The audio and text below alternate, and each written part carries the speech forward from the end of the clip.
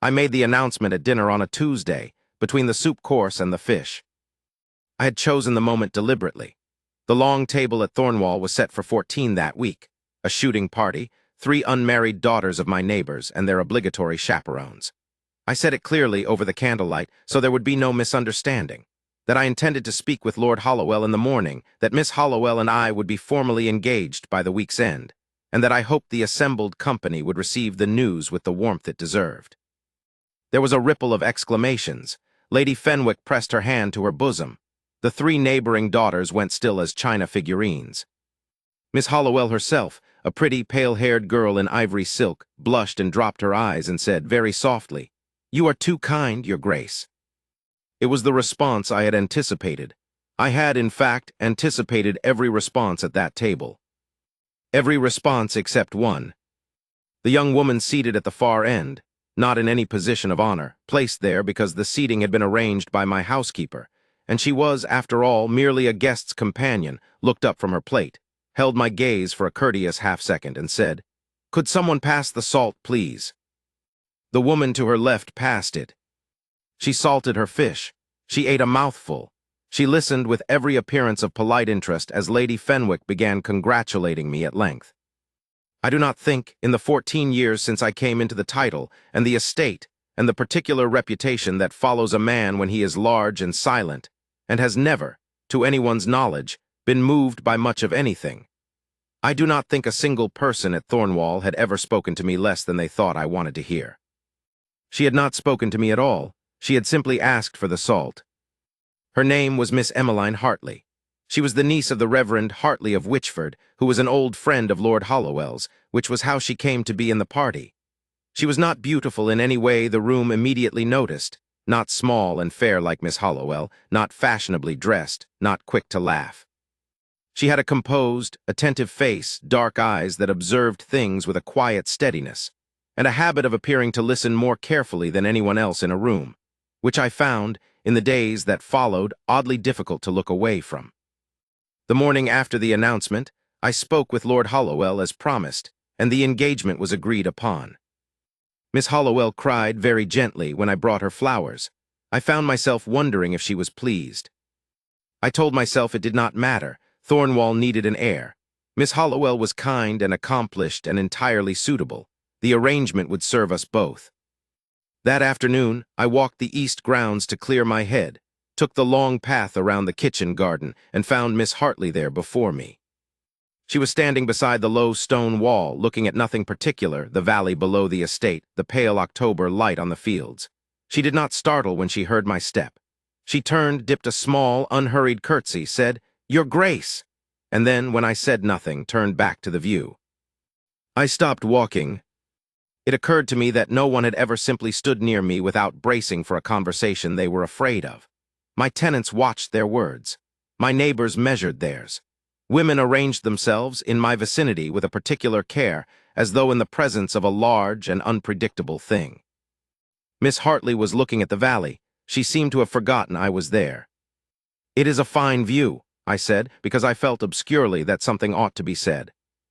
"Very fine," she agreed without elaborating. "Do you often walk here?" "When the light is this quality, yes. It will not last much longer into the season." She said it as a simple observation, not a performance. Her voice was even and unhurried, the sort of voice that implies the person speaking it has nowhere urgent to be and finds no particular awkwardness in the silence. I stood beside her and looked at the valley. After a moment I found that I too was simply looking at it. It was a fine view. We stood there for perhaps 5 minutes, an unheard-of interval between a duke and a young woman barely introduced to him, with no chaperone in sight and no approved social purpose, and she did not seem to find it strange. When she finally said, "I should go in before the cold settles," she said it without any particular significance, as though I were a pleasant bench she was leaving rather than the most feared man in 3 counties. I walked back to the house in something I could not at first identify. It took me until dinner that evening to recognize it as curiosity. I had not been curious about a person in a very long time. Over the following days, I found reasons to observe her. I was not proud of this, but I was honest enough with myself to name it. I watched her at dinner. She ate with quiet appetite, spoke when spoken to, and never once directed a remark toward me with that particular angle of studied casualness that meant a woman was hoping to attract my notice. At cards one evening, she won 3 hands without appearing to try, apologized without gloating, and lost the 4th with precisely the same expression. In the drawing room, when Lady Fenwick's daughter played the pianoforte badly, and at length, Miss Hartley applauded with warmth. "You were generous," I said, appearing beside her afterward. She looked at me entirely unruffled. She is young and she tried very hard. Generosity costs nothing. Most people dissemble and say it was lovely. That would be unkind. She knows it was not lovely. Telling her so would only confirm that everyone in the room noticed, when most of them were already thinking about supper. I blinked. It was not quite the social philosophy I had expected. "You are very direct, Miss Hartley." "I apologize if that is." I did not say I objected to it. She looked at me again, this time with a faint recalibration, as though I had surprised her, and I found I was absurdly pleased to have done so. She inclined her head and moved away to speak with Miss Hollowell, who was bright-eyed and chattering near the fireplace. I watched them together. Miss Hollowell loved her friend, that was clear enough, the way a canary loves the steadiness of a sparrow. And Miss Hartley listened to her with real warmth, laughed at whatever she said, touched her arm when she was excited. For the first time since Tuesday's dinner, I felt an uncomfortable weight settle somewhere behind my ribs. Miss Hollowell was going to be my wife. I told myself again that it did not matter. I am not sure I believed it. On the 3rd day, I made the mistake of asking her opinion of the Thornwall Portrait Gallery. I had not intended it as an invitation to criticism. I had merely been passing through with her and Miss Hollowell, who wanted to see it, and had indicated, in a general way, that the collection represented 6 generations of the family. "That one is magnificent," Miss Hollowell said, stopping before the 3rd Duke, who was painted in armor and high seriousness. "Thank you," I said. "My great-great-great-grandfather." Miss Hartley stood before the 4th Duchess, a pale woman in pearls who had been considered a great beauty in her time. "She looks very tired," she said.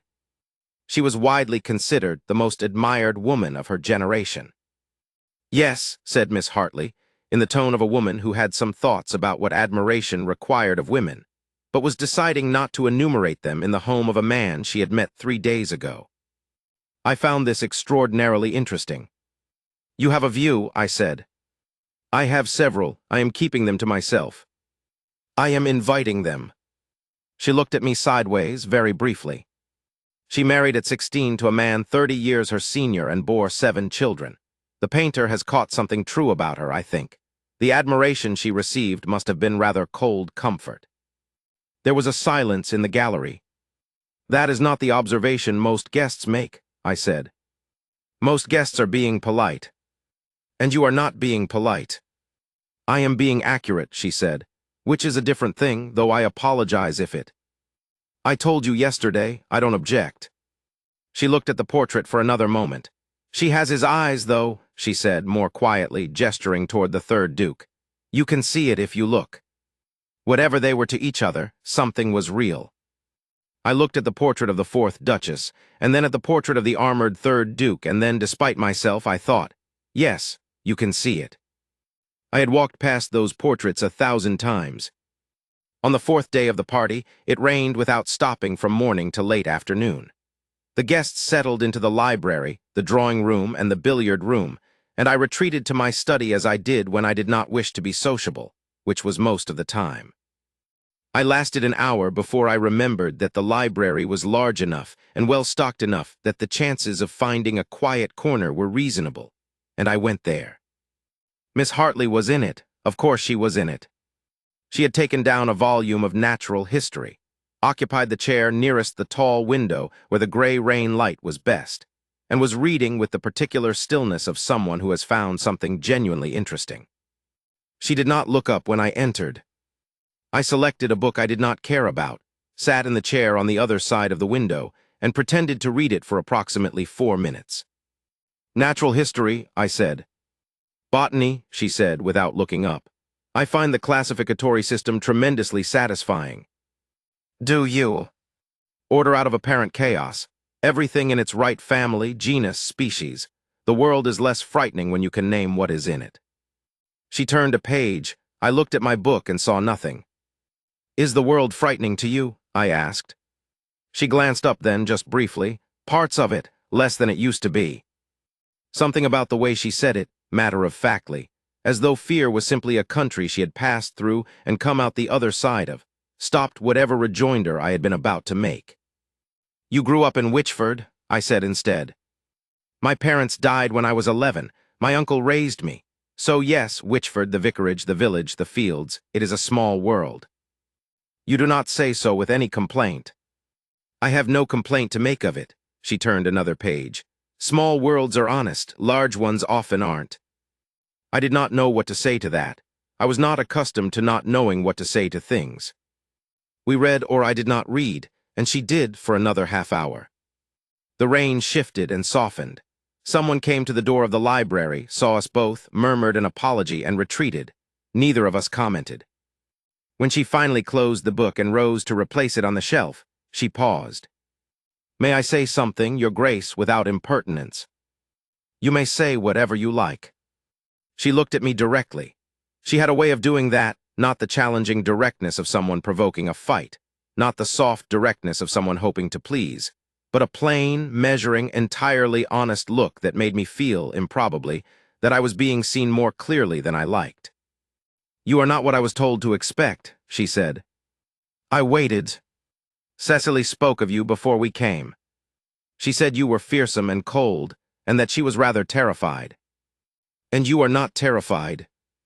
No, she considered this honestly, as though she owed me accuracy. I think you are lonely, and I think you have been that way long enough that you have stopped noticing it. She replaced the book, nodded pleasantly, and walked out of the library. I sat there for a long time in the gray rain light. No one had said that to me. No one had ever said that to me, not my brother, not my oldest friends, not my own reflection in any of the 40 mirrors in this house, though I had walked past them all my adult life. I was not offended.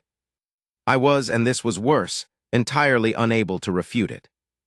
That evening, Miss Hollowell came to find me on the terrace.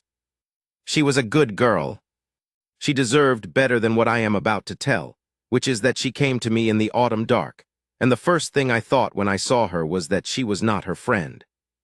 Your Grace, she said softly, I wondered if we might speak. We spoke. It was a quiet conversation, and I will say of it only that she was more honest than I deserved, and braver than I had credited her. She told me that she admired me a great deal, that she wished to please her family, and that she thought herself, upon reflection, not quite capable of the sort of devotion a man of my character might require. She was, in other words, telling me she did not love me. I thought of Miss Hartley asking for the salt. I believe, I said carefully, that we are in agreement. Miss Hollowell blinked, then exhaled slowly, then laughed a surprised, relieved, unguarded sound. Oh, she said. Oh, thank goodness. We parted with great mutual respect, and something I would almost call warmth. Her father would be spoken to in the morning. The engagement would be dissolved before it had been publicly formalized. No one would be ruined. I went to bed. I did not sleep until well after the house had gone dark. In the morning, I found myself at breakfast before anyone else, which was unusual, and taking a second cup of coffee simply to have something to do with my hands, which was more unusual still. My brother Edmund came in, took one look at me, and sat down across the table. Edmund is 3 years my junior and has known me his whole life, which means he has earned the right to say most things to me without my throwing him out of doors. What's happened? He said. Nothing has happened. You look like a man who has had news he doesn't know what to do with. I have dissolved the engagement. Edmund set down his coffee cup. He was quiet for a moment, not the quiet of surprise, but the quiet of a man arranging what he already suspected into a shape he can speak aloud. Miss Hollowell. She was gracious about it. We were not suited. Edmund poured more coffee, and Miss Hartley. I looked at him. He looked at me with the expression of a man who has watched his older brother being completely and blissfully ignorant of himself for 38 years, and is choosing his moment very carefully. I have no idea what you mean, I said. James, he said, which was my name, and the way he said it was the way our mother used to say it when she wanted me to stop being an idiot and simply do the thing I was most afraid of. I said nothing. "She is in the kitchen garden," Edmund said. "She asked the housekeeper if she might look at it this morning, and Mrs. Peel let her in because apparently she asked so nicely that Mrs. Peel did not know how to say no, which is in itself remarkable." He smiled into his cup. "She is the only person I have ever encountered who treats Thornwall as though it is a pleasant place. She is visiting, rather than an institution she is trying to survive." I pushed back my chair. "I have no plan," I said, because it seemed important to be honest about it. Edmund nodded. "I know."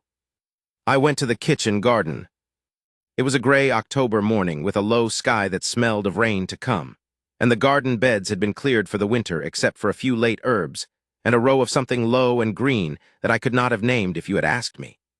Miss Hartley was crouched beside that row, her gloves off despite the cold, examining something in the soil with the same focused attention she had given the botany volume the day before. She heard my step. She looked up and I watched her read my face, that plain, steady, honest look, and whatever she read there made her sit back on her heels and wait. I stopped a few feet away. "Miss Hollowell and I have ended the understanding," I said. "I know, Cecily told me this morning." She paused. "She is relieved. She thought she was the only one who felt it was a mistake." She was not. Silence, the low sky, the smell of turned earth and coming rain. "I am going to say something," I said, "and I am going to say it badly because I have no practice at saying it, but I mean every word of it, and I would ask you to hear it out before you answer." She regarded me with perfect calm. "I am listening, Your Grace. I have been master of this estate since I was 24. I have run it without much difficulty because I am not a man who is often uncertain. I know what I want. I know how to get what I want. I have never had to sit in a library for half an hour pretending to read a book I had no interest in, simply because the other chair was occupied by a person I could not stop thinking about." She was very still. "I have never had anyone tell me, plainly and without cruelty, that I am lonely. I have never had anyone treat the announcement of my engagement as a minor inconvenience between the soup and the fish." I looked at her. "You are the most extraordinary person I have met in a very long time, and I would very much like to know if there is any world in which you would consider letting me court you." The garden was quiet. She looked at her gloveless hands. She looked at the gray sky. She looked at me. "I am a clergyman's niece," she said, "from a very small village. I have no fortune, no connections, and no interest in society beyond what politeness requires. I do not own a suitable gown for Thornwall's winters, and I would rather read about plants than attend a great many of the events a duke's wife is generally expected to attend." "I know all of that. Then you also know that I am not what this house, or anyone in it, would choose for you." "I am choosing for myself," I said, "for the first time in a considerable number of years." She was quiet for a moment that felt longer than it was. Then she said, "My uncle's name is Reverend Thomas Hartley of Wychford. He is a good man. He would want to meet you before any understanding was reached." Something in my chest shifted, opened, in a way I would not have known how to predict. "Then I will call on Reverend Hartley of Wychford," I said. "He will ask you a great many questions. I have answers to a great many questions. He will want to know your intentions, your temper, your income, and your views on the lesser prophets." I blinked. "The lesser." "He is a vicar," she said. "He has standards." And there it was, what I had seen across the dinner table and in the library and beside the valley wall, what I had been circling for 5 days without knowing what to call it. Her particular, unhurried, entirely genuine humor. Not a performance, not a bid for my attention. Simply herself, offering something true. I laughed. I could not remember the last time I had laughed in the kitchen garden of my own estate. "I will study the lesser prophets," I said.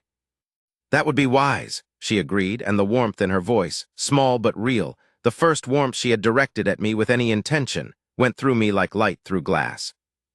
She rose from her crouch, brushed the earth from her skirt, and picked up her gloves. She was not going to make this easy for me. She was not going to flutter or capitulate or fall into my arms in the October garden, because she was not that sort of woman, and I was beginning to understand, with something very close to reverence, that this was precisely the point. "I should tell you," I said before she could go, "that I have been what people call fearsome for so long that I am not entirely certain I know how to be otherwise." She paused. "That is honest," she said. "You said you preferred honesty." "I do." She pulled one glove on, then the other. "I should tell you that I am not easily impressed, not quickly moved, and not in the habit of doing things simply because a powerful person expects it of me. I noticed, and I cannot promise to find Thornwall comfortable, or the season's events agreeable, or the opinion of 3 counties of any particular importance. I have no requirement that you do." She looked at me for a long, measuring moment. Outside this garden, somewhere in the house behind me, the party was waking up, the sound of the household, distant voices, the clatter of mourning. None of it reached us here. "Write to my uncle," she said finally, "and come to Witchford." She walked past me toward the gate, quiet and unhurried, and I stood in the kitchen garden of my own estate and watched her go, and felt, for the first time in years I could not count, like a man who had no idea what would happen next, and found that he did not mind at all. I wrote to Reverend Hartley that afternoon.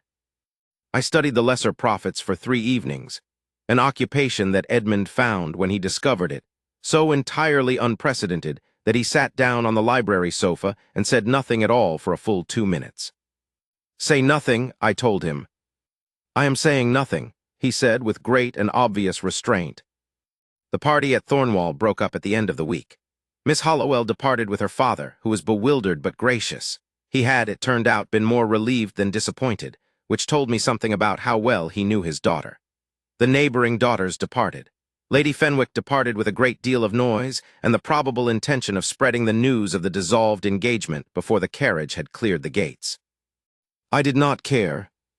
I had not cared about a great many of the things I used to manage with considerable energy, and the lack of that particular weight was something I was still learning to recognize as relief.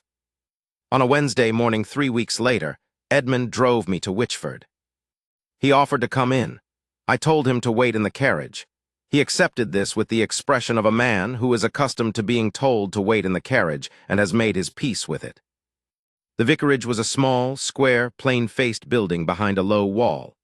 There were roses against the south side, dormant for the winter, and a cat on the front step who regarded me with the expression all cats have always had for me, which is to say no expression whatsoever. The door was answered by a housekeeper who showed me into a parlor that was too warm and contained a great deal of furniture and 2 cats, and a stack of ecclesiastical journals, and on the mantelpiece, a small watercolor painting of what I recognized, after a moment, as the valley behind Thornwall. I had been looking at it for perhaps 30 seconds when Reverend Hartley came in. He was a small, compact, white-haired man with the kind of face that has been asked to be kind so many times it has shaped itself into kindness permanently. He shook my hand with a firm, practiced grip. "Your Grace," he said, "Emmeline has told me what she knows of you. I will tell you plainly that it is less than I usually like to know about a man who comes to ask for a niece I am very fond of." "I understand," I said. "Sit down, then. Tell me what you like." He asked me, as she had warned me, about my intentions, my income, my temper, and my views on Scripture, and also about my father, my health, my opinion of the village schools on the Thornwall estate, and what I understood by the word *stewardship. I answered everything as honestly as I knew how. Once, when I said, with some difficulty, that I had been told I was lonely without knowing it, and that I believed the observation was correct, he looked at me for a long moment without speaking. Then he said, "She has always been able to see what is true about a person. It has been a gift and occasionally an inconvenience." "I imagine so. Do you know what she requires of a life, Your Grace?" "Honesty," I said. "Quiet when she wants it. The freedom to read what she likes, say what she thinks, and salt her own fish without asking permission." He looked at me for another long moment. Then slowly he smiled. "She will be difficult," he said. "By which I mean she will be entirely herself, which, in my experience, is the most difficult thing anyone can be. She will not be what Thornwall expects. She will not pretend." "I have had a great deal of what Thornwall expects," I said. "I would very much prefer what is real." He nodded once. "Then you may speak with her. She is in the garden." Of course she was in the garden. She was wearing a heavy brown wool coat and had her hands in the earth again. She was planting something, bulbs for the spring, pressing each one into the cold ground with careful hands. She heard my step on the path and did not look up. "He gave you permission," she said. "He made me account for a great deal of myself first." "Good," she pressed another bulb into the earth. "He is thorough." I crouched down beside her, an undignified posture for a man of my size and station, and I did not care in the slightest. "Emmeline," I said, her name, the first time I had used it. She went very still. "I have been thinking these 3 weeks about what I would say when I came. I had a great many versions. None of them were adequate, so I have abandoned them." She looked at me then from very close, her hands dark with earth and her face entirely without pretense. "What I want to say is this," I said.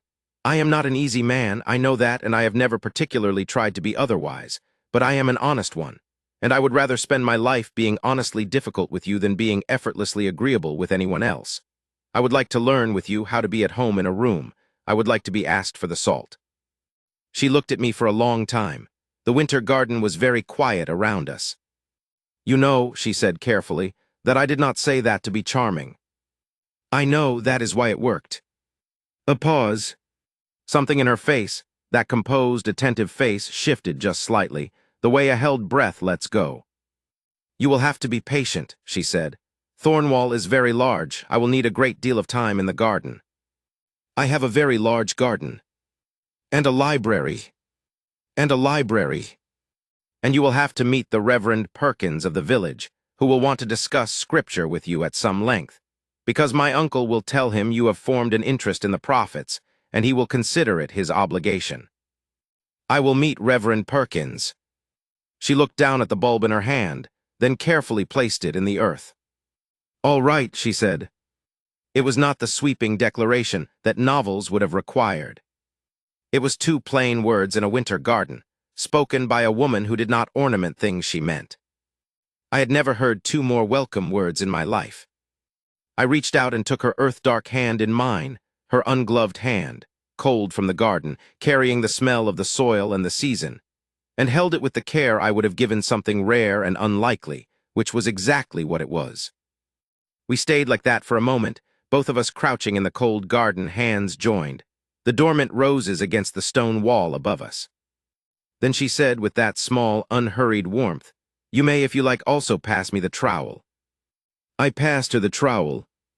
Edmund drove us back to Thornwall, Emmeline in the carriage for the first time, with her uncle's blessing and a basket of winter vegetables.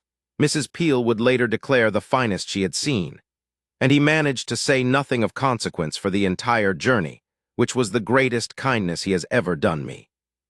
The county did not receive the news with uniform delight. Lady Fenwick called it irregular, 2 of the neighboring families called it unexpected, one called it inexplicable. Emmeline, when I told her this, said, "How interesting," and went back to the book she was reading. The Reverend Hartley came to Thornwall to perform the ceremony himself, in the small chapel on the estate, on a morning in January when the frost was still on the grass, and the light came through the east window in long, pale sheets across the stone floor. It was a quiet wedding. Edmund was there, and he managed to look moved without saying anything I would have had to respond to. The Reverend Perkins came and said several things about the prophets that I was now, at least, equipped to engage with. Emmeline wore gray-blue silk and her hair as she always wore it, simply, and when I took her hand at the altar, she looked up at me with that direct, unhurried, entirely honest gaze, and what I felt was not the satisfaction of an estate management problem solved, or the relief of a duty discharged. What I felt was the very specific and unprecedented sensation of being correctly placed. As though I had been in the wrong room for a very long time, and had finally, without fully understanding how, found the door. "James," she said softly, my name unhurried, as though she had been using it for years and intended to go on. "Emmeline," I said. The Reverend Hartley smiled. The ceremony proceeded. I slid the ring onto her finger. The frost lay on the chapel steps, and the long pale light lay across the stone, and in 38 years of managing this life I had never, not once, felt so certain of a thing as I felt in that moment, with her hand in mine and the winter silence around us and the world entirely and wholly right. She has never in all the years since lost that quality, the steadiness, the plain honesty, the unflappable warmth that has nothing to do with whether the world is watching. Thornwall has not made her grander or more fashionable or more afraid. She has made it quieter. She has made the garden larger. She has made the library better used. She has made me, by means I still cannot entirely account for, an easier man to know. I am not sure which of those is the greater achievement. On our first anniversary, I sat next to her at dinner and reached across without a word and passed her the salt before she asked. She looked at me and I looked at her, and she smiled, the real smile, the one that isn't for the room. "Thank you," she said. 2 words, plain, unhurried, entirely meant. I have been glad of them every day since.